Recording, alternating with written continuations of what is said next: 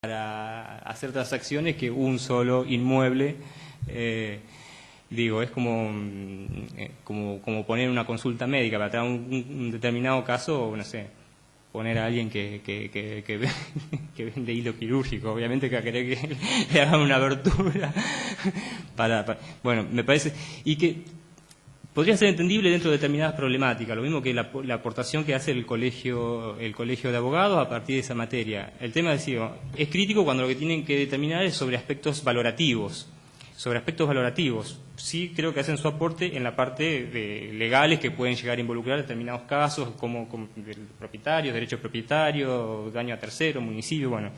Pero en la práctica, en nuestro caso, no se da así. Y lo principal del perjuicio que tiene esta composición nuestra de la comisión honoraria es que no se exige, digamos, que quienes vayan representando esas instituciones tengan un antecedente, digamos, que avalen conformar esa comisión asesora. O sea, no está reglamentada. Podría uno pensar algún sistema de antecedentes, de concurso o algo para poder integrar una comisión honoraria. Y si encima se va a convocar a exclusivo criterio de una persona, no cuando un caso realmente lo amerite, vemos que todo está sujeto a una arbitrariedad muy grande, entonces con finales inciertos para cada caso. Siguiendo un poco con la estructura del código, bueno, vemos que establece beneficios y penalidades. Y pongo penalidades entre paréntesis porque si bien establece que va a tener, por ejemplo, indicadores restrictivos si el propietario demuele el inmueble, se le multiplica cualquier derecho de construcción para una construcción futura, pero además no podrá construir más metros de lo que tenía edificado, con lo cual ya perdería sentido que demuela por voluntad propia, sin autorización. Pero lo concreto es que nunca llegamos a ninguna instancia porque siempre se autoriza antes, o sea, se autoriza la desafectación, entonces nunca caes en ninguna penalidad. Y no existe, eso es un hecho. Y el otro es que no existe penalidades a la falta de mantenimiento, por ejemplo. O sea, que se haga cargo del inmueble ese el propietario, entonces vemos cómo se dejan venir abajo cuando el propietario quiere deshacerse de ese inmueble, que le obstaculiza alguna inversión, justamente recurrir a el dejar venir abajo el inmueble. Y el municipio no actúa en absoluto, de ninguna forma. Por eso pongo penalidades, porque realmente está en el código, pero es inexistente, en el código de preservación, pero es inexistente su aplicación. De hecho, hasta la generación de un fondo para la preservación, que a partir de esas penalidades se crearía, nunca un peso que ingresara a ese fondo, porque...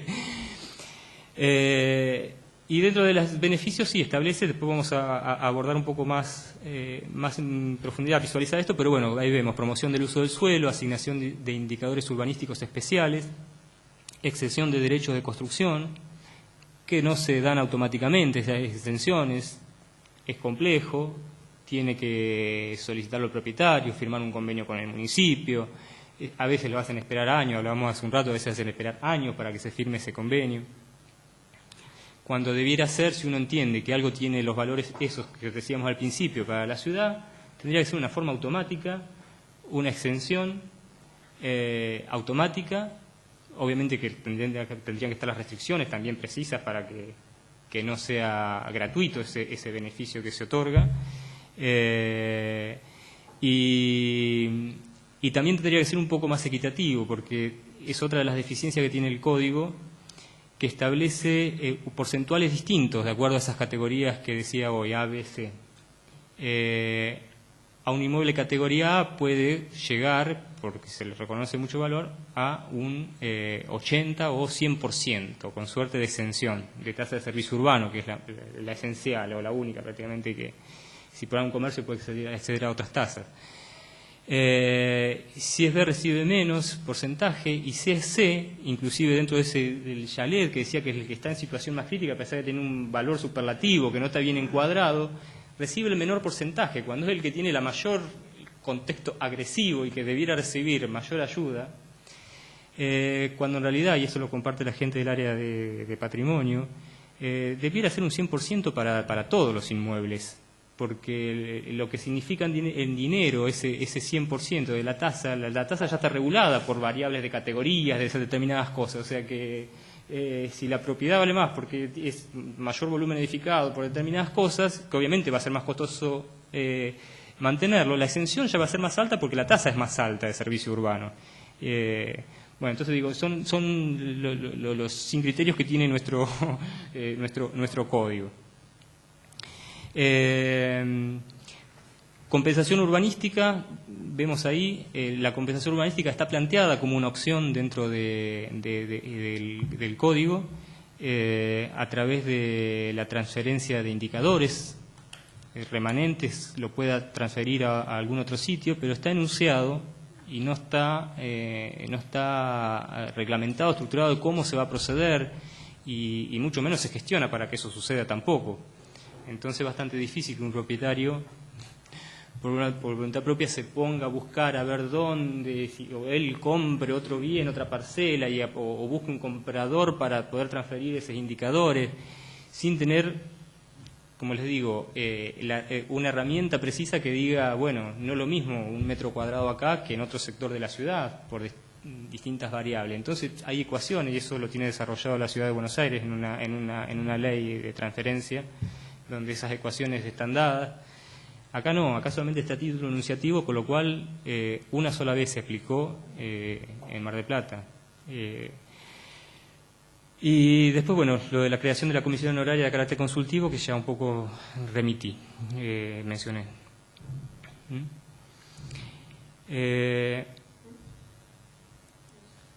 Y acá introducimos a la otra parte de esta cuestión normativa, que tiene que ver estos bienes que tiene la ciudad reconocido por ese Código de Preservación Patrimonial del 95,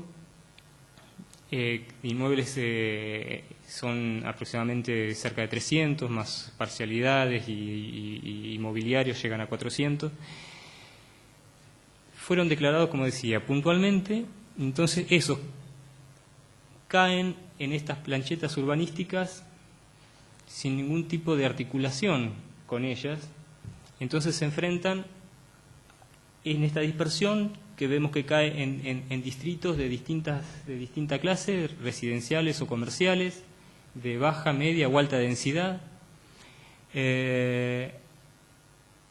sin ninguna contemplación. Ni siquiera estos puntos rojos que están marcados en las planchetas urbanísticas los puse yo, o sea, porque ni siquiera las planchetas tienen contenida esa información, digo, como para ver la desvinculación completa que hay, ¿no?, respecto a la cuestión patrimonial dentro del... sí. Esto que aparece acá es el Código de Ordenamiento Territorial.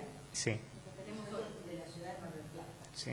Esto es eso que está allí señalado con rojo, son las bienes patrimoniales. Bienes patrimoniales. Declarados. Que aparecen en esa plancheta y que son parte del código. No, lo marqué yo los puntos rojos. Por eso digo, no existen en la plancheta, con lo cual digo, lo muestro como ejemplo de que hay una desvinculación total de una cosa con otra. Sí. Entonces el planteo sería la validez jurídica de uno y de otro. De uno o del otro. Ese es el planteo de fondo. Sí.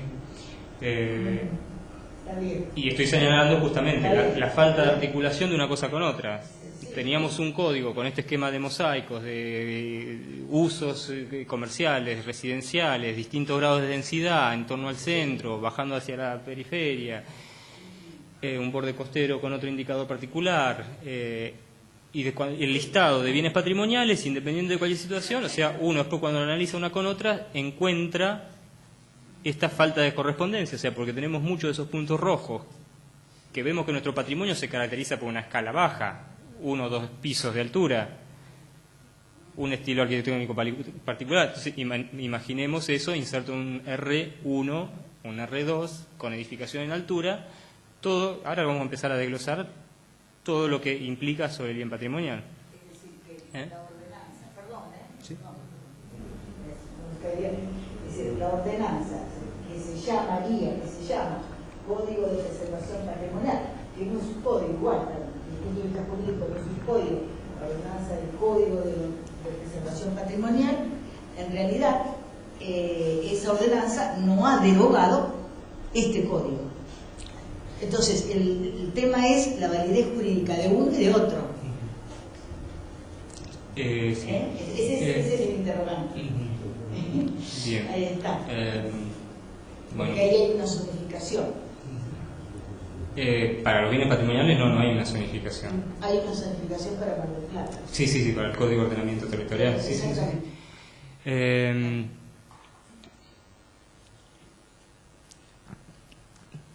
Quería comentar, volviendo un poco a esto y al panorama de esta relación, del contexto agresivo que tiene entonces cuando los bienes esos puntuales caen en determinadas áreas con determinadas densidades, genera una situación conflictiva. Quisiera también mencionar un poco, cuando recién remití a que el Código de Preservación, en la modificación que se hizo en 2010, se lo utilizó como herramienta. Y en relación a esta relación de cómo caen los inmuebles en esta conformación de mosaico, quería remitir a algo que se introdujo en la modificación del 2010, que es la subcategorización de los bienes patrimoniales. Rebobinando, había mencionado que teníamos 3 categorías, A, B, C, con las falencias de la categoría C. El código del 2010 a la categoría C además la subcategorizó en C1, 2, 3, 4, 5 y 6, de acuerdo a que tuviera contextos homogéneos o contextos heterogéneos, y habilitó para determinadas subcategorías de esa la posibilidad de que el bien sea desafectado o sustituido en función de justamente las condiciones de ese contexto. Entonces empecemos a relacionar esa puerta que abrió el Código del 2010 en relación a esta agresividad del contexto que tiene. Se alcanza a ver, tenemos un contexto agresivo cambiante y abrimos la puerta de la figura de sustitución para un contexto que constantemente va cambiando. Por eso digo que como herramienta de preservación se lo inutilizó a partir de todas estas cosas, de la subordinación de todas las decisiones a una unidad, a una persona, a la arbitrariedad de una persona, independientemente del conocimiento, el saber de las áreas técnicas.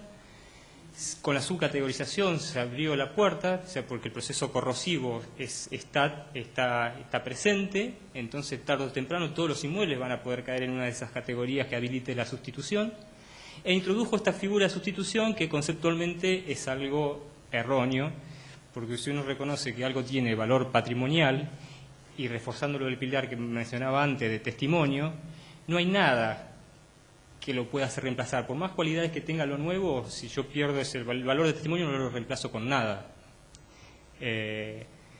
Entonces digo, yo tengo que reconocer si algo tiene valores. Si algo tiene valores, lo tengo que cuidar. Y si no lo tiene, entonces lo que venga después es materia de otro análisis, lo que pueda hacerse después.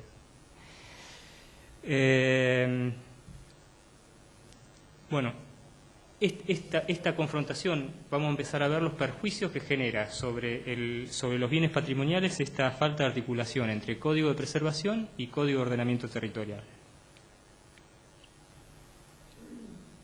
No, porque me salté al final. Ahí.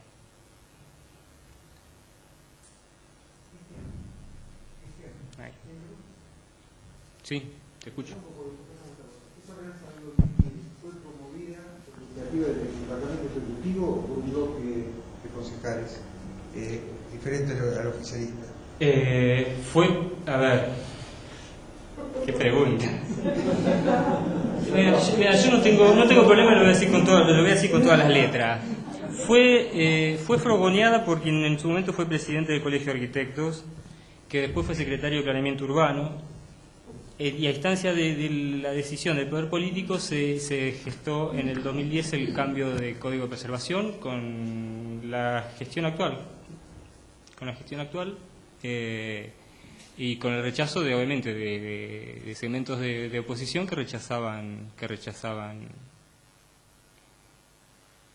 No sé si respondo.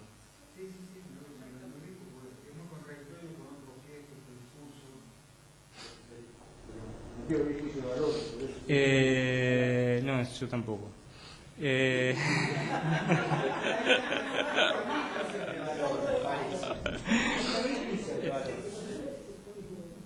Bueno,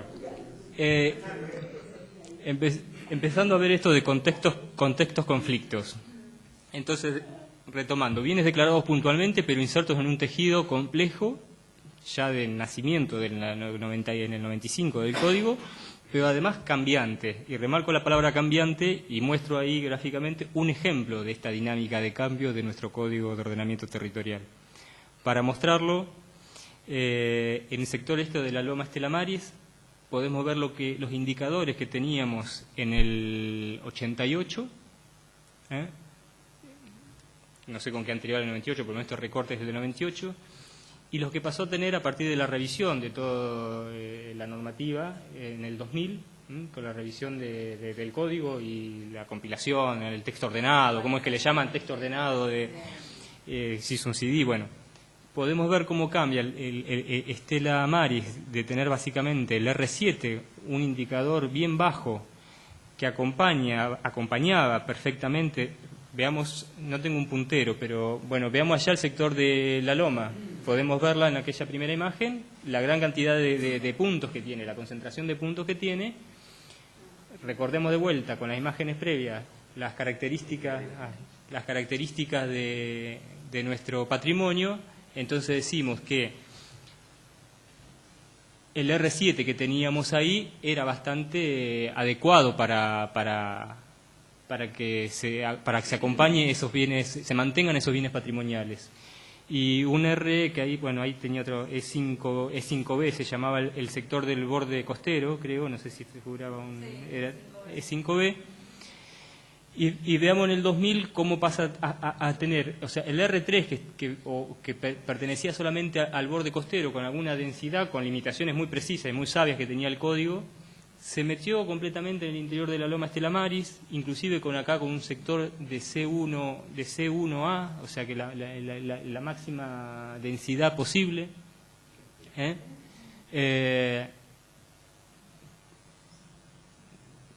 Por eso digo lo de señalar esto de cambiante,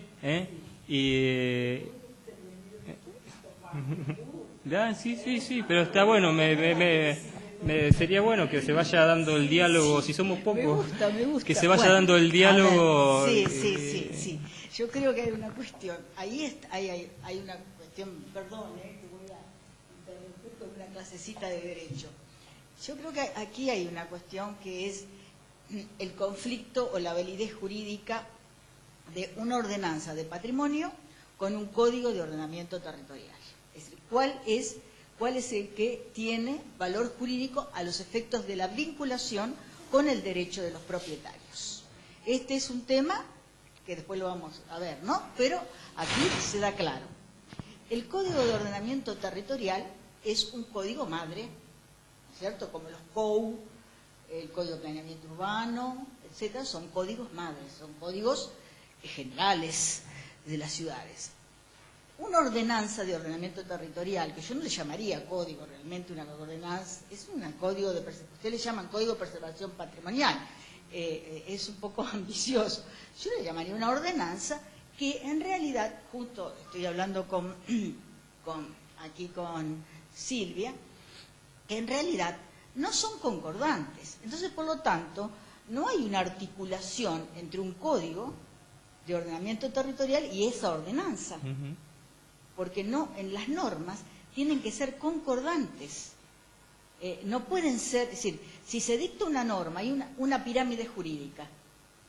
Esa pirámide jurídica tiene un orden jerárquico. En el orden jerárquico, aquí está el Código de Ordenamiento Territorial. Y la ordenanza, no sé si se llegan a entender, no es concordante, la ordenanza de patrimonio no es concordante con el Código de Ordenamiento Territorial. Este es el problema de fondo. Entonces, totalmente, por eso se señala las... Y no sé, porque habría que verlo, y no sé si es inconstitucional la ordenanza de patrimonio, y eso es lo grave. Y no sé si no es inconstitucional, Habría que ahondar un poquitito más para establecer la inconstitucionalidad de esa ordenanza. Mirá dónde están parados Por eso con el tema del patrimonio. ¿Qué? ¿Por qué planteas eso? ¿Por qué dice que podría, Sí. que podría ser inconstitucional? Claro, porque si hay una ordenanza, un código de ordenamiento territorial, que es un código general, ¿no es cierto?, con su zonificación, sus indicadores urbanísticos, su régimen de sanciones, la ordenanza de patrimonio debe sujetarse a ella, porque es una ordenanza especial, particular para el patrimonio, y debe tener su propia zonificación, que es lo que vamos a ver después, su propia...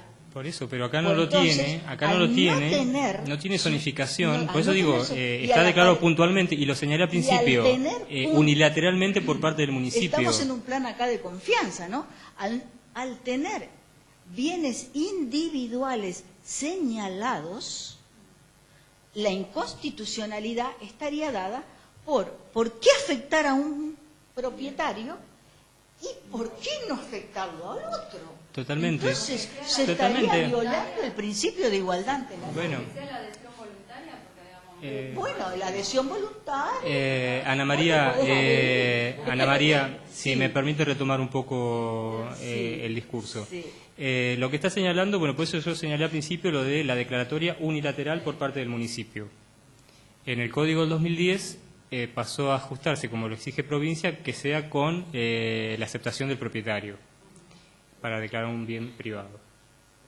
Ahora, independientemente, el conflicto que vos decís es cierto, por eso que justamente cuando un privado se siente perjudicado por la declaratoria, que fue hecha unilateralmente por el municipio, solicita la desafectación, amenaza con justamente y con ir a la justicia, y se entra, pero me deja terminar, se entra en un juego perverso justamente. Se entra en un juego perverso de justamente de los tiempos que implica, que la justicia resuelva sobre determinada cosa, es la condición también que hace que después el bien quede expuesto y quede librado al vandalismo, porque justamente por ese litigio que se produce en el ámbito del derecho con esta restricción hecha unilateralmente, y a uno sí, a otro no. Por eso también con respecto a la declaratoria, y si quieren para salvar la postura o la visión de esto, señalaba al principio que hay muchos inmuebles que tienen una importancia superlativa para la ciudad y que no están declarados patrimonio. Y eso es algo que lo enseñó Ana María, el tema para actuar en favor de lo que uno considere patrimonio, no es necesario que tenga una declaratoria en sí. Si la comunidad entiende que algo tiene valores patrimoniales, exigir la protección. Y la protección pasa por establecer los mecanismos a través del Código de Ordenamiento Territorial. Y ahora voy a pasar a desarrollar, o sea, que se den las condiciones de permanencia de eso que uno considera que tiene valor a través de darle el marco adecuado y regulando en sectores, no imponiendo restricciones a uno porque se genera ese conflicto, sino estableciendo, y eso tiene la facultad del municipio para hacerlo con el ordenamiento territorial, estableciendo, sea en una cuadra, una manzana, un área, un sector, pero ya en forma general, no en forma puntual de una parcela individual.